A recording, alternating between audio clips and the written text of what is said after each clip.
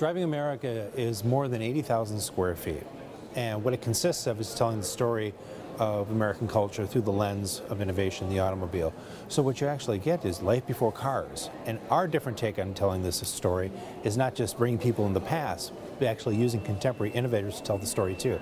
So you'll encounter the Bill Gates telling the story of life before cars, what it was like to live in New York City when there was mud and horses and horse manure and all the congestion problems that solved, well, the car solved by, getting rid of that pollution. And then Bill talks about what the Model T did for the world and put the world on wheels.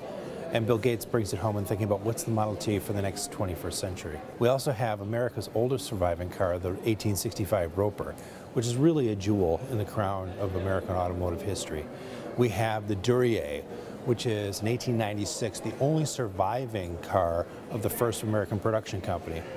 We also have one of the true crown jewels in all of world history in the automotive world is the Bugatti Royale, the only cabriolet. And it's a 1930-31 Bugatti Royale, the epitome of style and elegance and luxury. And that is here in this exhibition.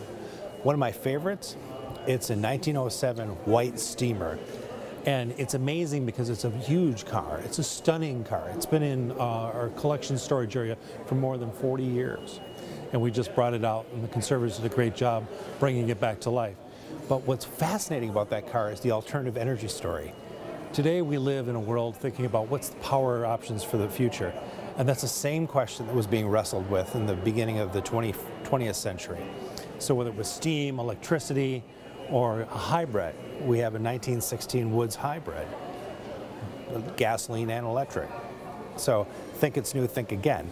And that's the idea of bringing the past forward with Driving America, to inspire people to build a better future. In 1987, Henry Ford actually built an exhibition called Automobile in American Life.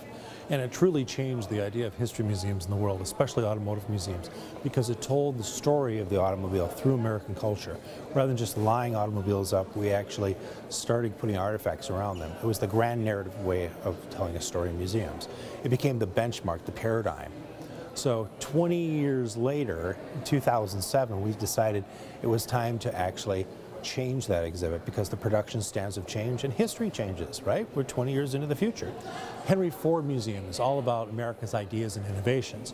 So our idea was to change the exhibition and develop a new permanent exhibition focusing on the user through the lens of innovation. And the reason why is because we need to solve problems today in our culture and throughout the globe. They're dealing with energy and personal mobility.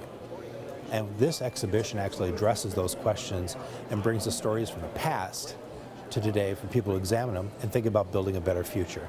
And we prompt our visitors to think about what are the questions they have in their life. Should they own a car?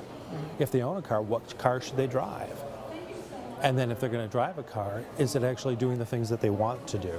And thinking about the design of a car too, and how things get designed and how things get used.